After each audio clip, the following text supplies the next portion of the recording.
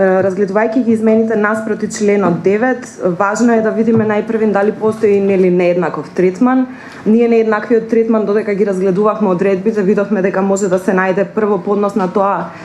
дали лицата кои што плаќаат придонеси добиваат работнички права или не. Потоа по однос на плаќањето на персоналниот данок, како истиот се засметува, бидејќи се засметува различно за двете категории. Потоа по однос на тоа парите кои што се уплаќаат од придонесите за пензиско во кои столбови одат, односно дека во едниот случај одат и во задолжителен и во приватен, додека пак во другиот ќе одат само во задолжителниот. И нормално големата дилема кои категории се иземени, кои не се. Гледаме дека во некои закони можеме да кажеме со сигурност дека постојат категории што се иземени, например извршни членови на одбор на директори во трговско, извршни на управен одбор во трговско друштво, управители во трговско друштво и така натаму, бидејќи тоа веќе го има во друг закон. Исто така и пензионерите, нели, согласно измените на закон на групата закони за хонорарци, како да ги наречем. И уште една дилема што ја имавме, а тоа е околу нееднаквиот третман по однос на тоа кој треба да плаќа и дали ние тоа да го оспориме, а тоа е минималната и максималната основица која што е предвидена со овие измени. По однос на карактеристиките, ако тргаме од членот 9, од ставот 2 се бара еднаквост на граѓаните пред уставот и пред законите. Може да се земи карактеристиката имотна и општествена положба, потоа може да видиме ако може некако да искомбинираме со основите од законот за спречување и заштита од дискриминација и ако ќе видиме тоа како ќе оди точно во аргументацијата. Дека се овие две категории, односно лицата кои што се во работен однос и лицата кои што треба да плаќаат придонеси врз основа на овие договори во споредлива ситуација е повеќе од очигледно од материјалите кои што беа приложени од самите предлагачи, значи и од дискусиите кои што се во собранието, каде што се гледа интенцијата дека двете се сметаат дека се еднакви. И ако ги имаме сите овие елементи исполнети, мислам дека е очигледно дека имаме основа за да тврдиме дека постои нееднаков третман. Сега секој нееднаков третман или не е дискриминација, па треба да видиме дали постои легитимна цел и дали постои објективно и разумно оправдување.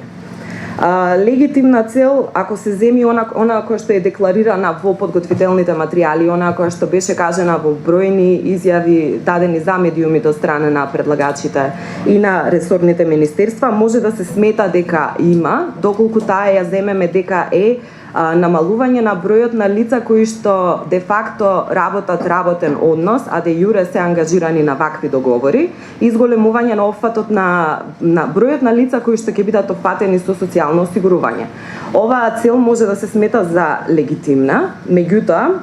потребно е исто така да се исполнат и други критериуми, нели кумулативно со ова, односно потребно е да не се јавува непропорционален ефект. Потребно е мерката која што се воведува да биде соодветна и потребно е да биде нели и неопходна, односно да нема друга мерка која што би можела да се воведи, а која што нема да резултира со така нееднаков третман. По однос на ова, сметаме дека не може мерката да се смета, односно законски измени за хонорарците, воведувањето на осигурување и за оваа категорија на лица, не може да се смета за пропорционална, заради тоа што непропорционално ќе погоди повеќе определени групи. При тоа особено мислиме на оние кои што се поблиску до минималниот праг за кои што се плаќаат придонеси и мислиме на оние лица кои што работат во дејности, чија што природа на дејностите налага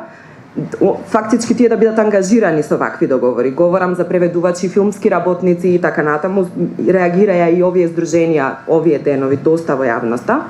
Потоа сметаме дека мерката не е соодветна заради тоа што нема да го реши проблемот, односно овие де факто работни односи, заради тоа што реално лицата нема да засноваат работен однос, туку само ќе добијат социјално осигурување, а дека не е соодветна по однос на проширувањето на опсегот на социјално осигурување укажува и тоа што повторно ќе се осигураат и лица кои што веќе се осигурани.